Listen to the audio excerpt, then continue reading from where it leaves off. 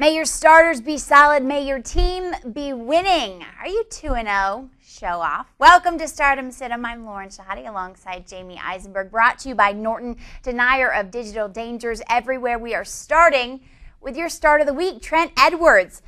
Just one interception through 2 games going up against New Orleans. How do you like this matchup, Jamey? I love this matchup. You know, it favors him in 2 regards. One, if New Orleans goes up in this game and is winning, Edwards is going to be playing from behind. You saw what Kevin Cobb did last week for the Eagles when the Saints were up big. He was throwing. He threw for 391 yards, 2 touchdowns, 3 interceptions, but still a very productive fantasy day. I think Edwards is in line for a good game. Lauren, you look at the way that he played through the first 2 games. He almost outplayed Tom Brady in Week 1, which was a big surprise against the Patriots. Great game in Week 2. He's getting Lee Evans, getting Terrell Owens involved. Terrell Owens is happy. If he's happy, that's right. Fantasy owners should be happy as well because Edwards is a great start. Okay, that's your start of the week. What about your sit of the week? Chris Johnson. Now, he's going up against the Jets, who have not allowed an offensive touchdown so far this season. So what should we expect? I think people are going to look at us like we're crazy because when you talk about the way that Chris Johnson, Frank Gore is also a guy that has a bad matchup this week against Minnesota, but Chris Johnson against the Jets are looking like the second coming of the Ravens. And when you talk about Rex Ryan and the way that he's changed his defense, they did great last week. In their matchup against New England. They did great in Week 1 against Houston. Chris Johnson last year against the Jets defense that was good, but not as good as this defense, really struggled. He was actually the sit of the week last year as well for the matchup against the Jets. Chris Jenkins, the best defensive tackle maybe in the league, certainly in the AFC East. He's going to do a good job in shutting down Chris Johnson. I know Johnson had that monster game last week. Against 197 yards rushing. But listen, Houston, the Jets, there's no comparison. All right. If you could sit Chris Johnson, I would definitely do it this week because he's going to struggle. Okay. Do the Jets make Tennessee 0-3? They might. Well, okay. With Johnson on your bench, who can you start? A guy that's on the front page of our fantasy page, Darren Sproles. Yeah, Darren Sproles, certainly a great matchup this week. You know, Dave, Richard, and I disagree a little bit on this. Now, LaDainian Tomlinson is probably not going to play. He hasn't been ruled out yet, but he missed last week's game against Baltimore with the ankle problem. Probably going to miss this week's game as well. I think when you look at Sproles and the way that what he's capable of doing, Dolphins' run defense has been very solid, but Sproles catches the ball in the backfield. He's going to get some carries in the running game. They did allow a rushing touchdown to Donald Brown late, so there are some chinks in the armor there. And let's keep in mind, Lauren, the Dolphins, short week because they played on Monday night, and they got to go all the way across country. So even though that defense didn't play a lot against the Colts, they're probably still going to be a little bit tired. So I think Sproles has the opportunity here. He's one of those home run hitters, similar to a Chris Johnson, but he could break one of those big plays, better matchup for him. You talk about opportunity. What kind of opportunities will Cedric Benson play? Will he play? Tell me he's going to play. He played against Pittsburgh last year, not too great, so history's not on his side. How does he fare this time around? I don't think he's going to fare very well. You know, on top of the fact that he's got a tough matchup, he's also dealing with a little bit of an injury situation, so keep an eye on that. He's going to play.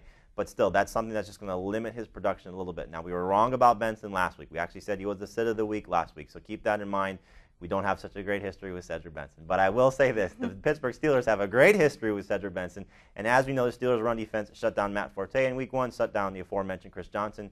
In Week 1, they shut down Forte in Week 2. When you look at Benson in this matchup, just not a good history there. And then you talk about Adai and Willie Parker, also tough matchups. Adai not getting the job done. Donald Brown was actually in there at the end of the game against the Dolphins. You know, Jamey, I have a question for you, and maybe you have the same question. Schaub just playing out of his mind, and Trent Edwards is your start of the week. So if you have both of them, who do you start? I think you still stick with Schaub just off the matchup that he's coming with. You know, when we talk about start of the week, that's one of those unknown type players that you try and find and get in there for your lineup, but not if you've got a guy like Schaub. You know, both guys I think are going to be fantastic this week. The ceiling just a little bit higher for Schaub based on the way that he played last week against the Titans.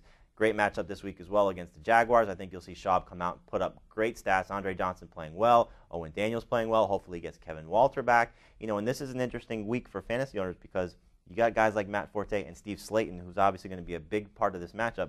Slayton will get going, so will Forte. Forte better deliver for my fantasy team, I'll tell you that much. Okay, we're going to talk about matchups because that's always what we do. Favre against San Francisco. Now, Jamey, last season, he didn't play too well. He was on a different team. Do we hold him to that standard? You know, I don't think Favre is going to struggle too much, but he's just not going to do a lot. You know, that's the thing when you talk about Favre, the way that he's playing right now.